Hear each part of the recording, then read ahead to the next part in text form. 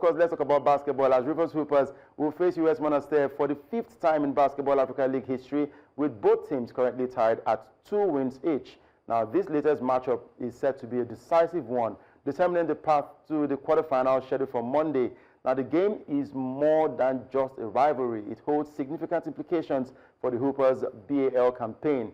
Now, the results will not only settle bragging rights, but also decide their next opponent in the knockout stage. The Hoopers representing Nigeria will be aiming to maintain focus and intensity as they take on the Tunisian Giants in time in what promises to be a tightly contested encounter.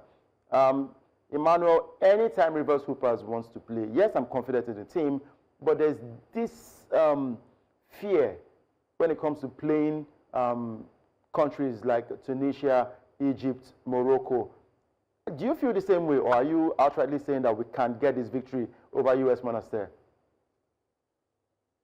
I actually feel the same way too. Let's not forget, when it comes to Nigerian football teams, whenever they're on the continent, CAF Champions League, Confederation Cup, they want to meet the teams from North Africa.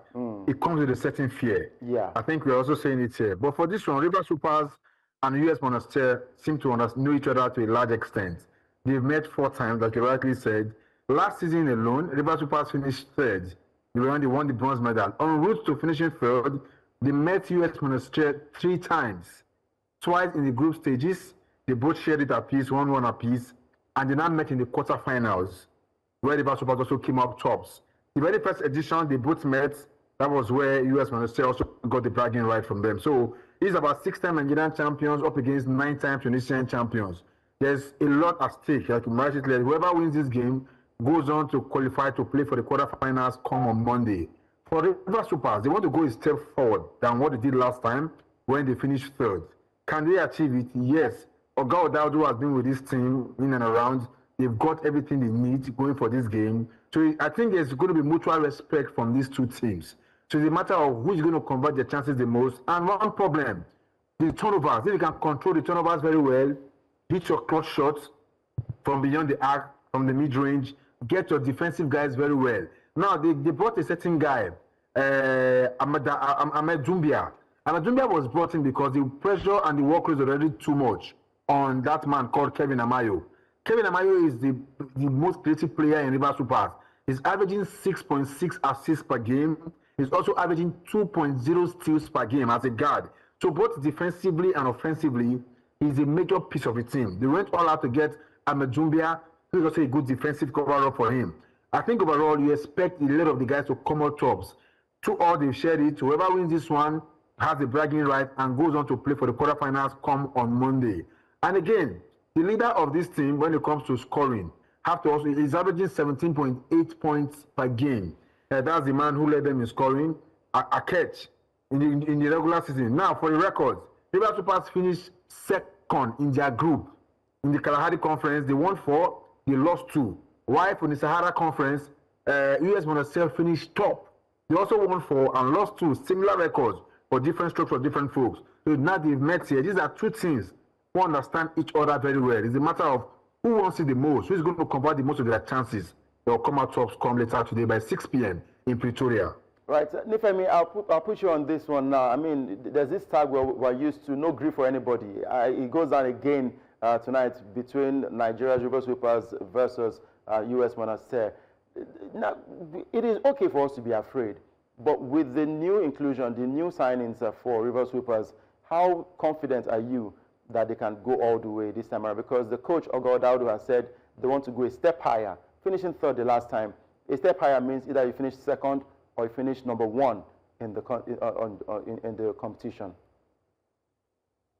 Yeah, I think it's fair to actually have your worries concerning the Rivers Hoopers going up against US Monastir again.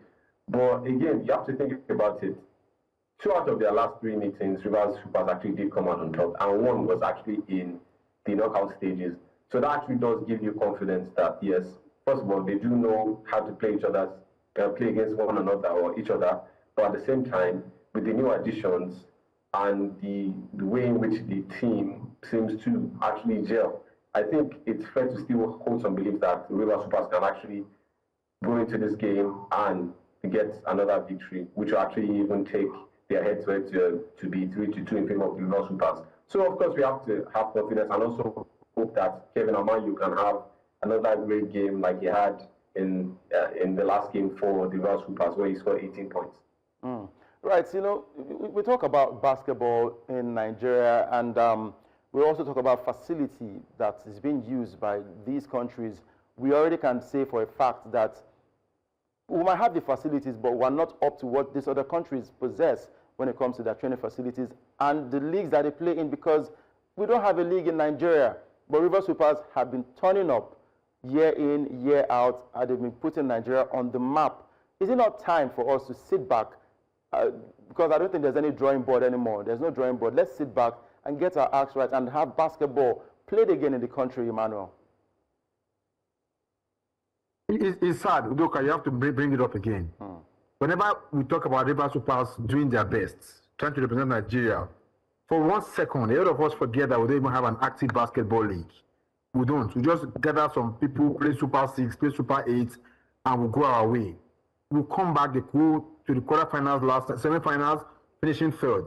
Now, this whole problem started from the Musa Kida Tijani Umar faction, where they had to, Zenith Bank was sponsoring one of the league. They brought a letter to hold the league. One faction wrote a letter to all the teams. If you take part in this league, you will not be recognized. And this is where we are for how many years? We don't even have a vibrant basketball league. The sport ministers over the years have been acting as football ministers. Nobody is trying to put an end to this debacle. We need to have a vibrant league. Many times, even when it comes to football on the continent, whenever our teams want to play the preliminary round of the CAF Champions League Confederation Cup, our league is actually on break that period. Why the teams we are going to play against, their leagues are already on. So we have to find a way to get these things right. If by now, Musa Kida and the rest of the people in the NBBF cannot say, let us bury this hatchet and have an active and a vibrant league. Whether we are having factional president, we might have to see more, because the election is coming up very soon again. Maybe not just in football. At the point, athletics have factional presidents. At the point we have in football, we had in rugby, Chancellor Williams and his faction and the rest of them.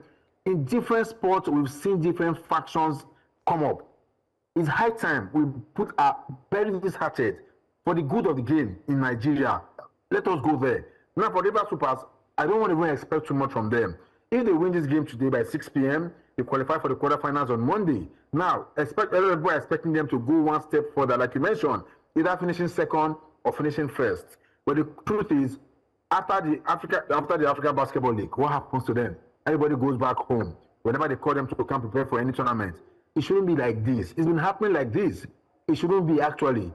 Ogo Dadu, he earned his stripes very well. Let's not forget he was in the NBA Summer League with the Brooklyn Nets. That was 3 months ago, because of his exploit with this team in the African Basketball League. It shows that people are watching. So let us translate this to our league proper. We don't have a vibrant basketball league. For how many years? We've been like the lone voice came out in the wilderness talking about all of this. Now the sports minister, somebody has to put his feet on the ground. Now tomorrow they want to go for the what's the name? FIBA Women's Basketball Nations Cup in Africa. Yeah, you're not saying that the coach Wakamas to carry 4 home-based players from which league?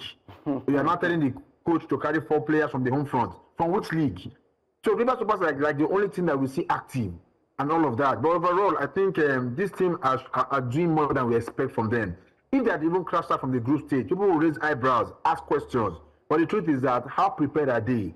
To even stay in camp, prepare themselves very well, it's not beginning like their birthright. One day, somebody is going to say that it's the birthright of Rivers Hoopers to represent Nigeria.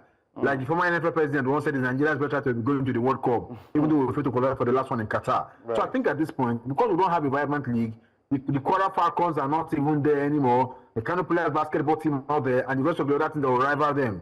But overall, I just feel things should be done right. Now, whenever we go on to win this thing, it papers the cracks. Nobody talks about the fact that we don't have a vibrant league. It papers the cracks. But if Nigeria doesn't do well, we'll now start remembering all of this. Nobody talked about not having a league because they came third last time.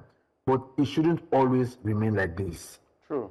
I totally agree with you. And this also brings us to the fact that if ever we have a basketball league again, like I always I told Ogo Dadu one time, the coach, I said, look, your team, Rivers Hoopers, they are the Manchester City of basketball in Nigeria. Because I've seen them play some of the pickup tournaments and all of that, the Louis Eden that was held the last time. They were outstanding in that tournament. Now, I've seen other teams like Hoops and Reed and the likes, but Rivers Hoopers have an outstanding quality because they've been together for quite a while. So just means even if basketball returns, Rivers Hoopers will still dominate, but it will take time before we can knock off Rivers Hoopers. And then, if any other team eventually knocks off Rivers Hoopers and represents Nigeria on the continent, how well would they be ready for the Basketball Africa League? So it's a chaotic situation for Nigeria, but I just hope that very soon, one day, we will get to solve all of this, because when it comes to talent, you would agree that we have a lot of talent in the country, but we're not just doing the things right to get them out there. Yeah, you're very correct about everything you just mentioned. You're talking about other teams qualifier, how well would they go? The question is, like you mentioned, they're like the Man City of Nigerian basketball. Now, because they also have the cash to spend, yes, they're ably supported by the Rivers State government. They have the cash to bring in players. There are about 3 to 4 foreigners in this team. How many teams can afford to actually bring foreigners? Even though the BAL, the window allows for you to bring in foreigners like 3 to 4 to be in your team. How many have the wherewithal? But let me say, like the Bayern Munich or the Paris Saint-Germain. Now they oppress the rest of the other teams in their league, get their best players. So Rivers Hoopers do this. Rivers Hoopers, after the last tournament that they won, they went to the teams who came second and third around them, coached them, got their best players, added them to the team. They still have Michael Okiki, is a veteran in the team as well. Peter Olisemeka leads this team in rebounds. 11.1 rebounds is averaging per game in the Kalahari Conference. So with the experience they have a lot of good forwards, they have good centers, they also have good guards. Michael Okiki rarely gets time to play because this man is doing his due diligence there for the team. The man who leads the team in assists, and also Kevin Amayo. So for me, they have the wherewithal to spend, to go to the other teams, pick their best players, bring them, and come to the team. Just like nobody, like a former director of football once said, nobody says no to Real Madrid or Barcelona. So when a team like Rivers Hoopers come calling for you as a basketballer in the Nigerian home front, come on, everybody wants to run there. Yeah. Yes, give them their flowers, they've ended. 6 Nigerian champions, even though at a point, Kano players were like the best team on the continent. But right now, where are they? So I think overall, they've gotten enough support from the state government where they are. They can travel to wherever they want to travel to. They put the teams around Nigeria, get their best players, add them to the team. Ogo Daudu is a coach, he's been there, done that. So I think coaching is not the problem. The spending is not the problem as well. It's getting the quality players to add to the team. So I think I want to expect them. It's a tough game because these are two teams who know each other very well against US Monastir tonight. So I know nobody's going to underestimate anybody. Go there, do your work. Your rebounding must be very good, both defensively and offensively. If you can also control the turnovers, the rate of your turnovers. We saw Tyrese Halliburton. He's one of those players that can average 15 assists per game and with no single turnover. When you can control the rate of your turnovers and make your baskets, I think Rivers Hoopers can be smiling come Monday, but it's one step at a time. US Monastir, we don't know what is up their sleeves as well. And also not to also get into foul troubles and commit too many unnecessary free throws. But if they do everything right, I think everything will be good for them to progress to the game come Monday. But first thing first is the game tonight in Pretoria against US Monastir. Of course, I'm looking forward to that one. How Coach Ogo Daudu will steer his team against US Monastir, and hopefully we can win that one and move on to the quarterfinals. I'll say thank you very much, Emmanuel Chibuzor, James Harding. Thank you for your time.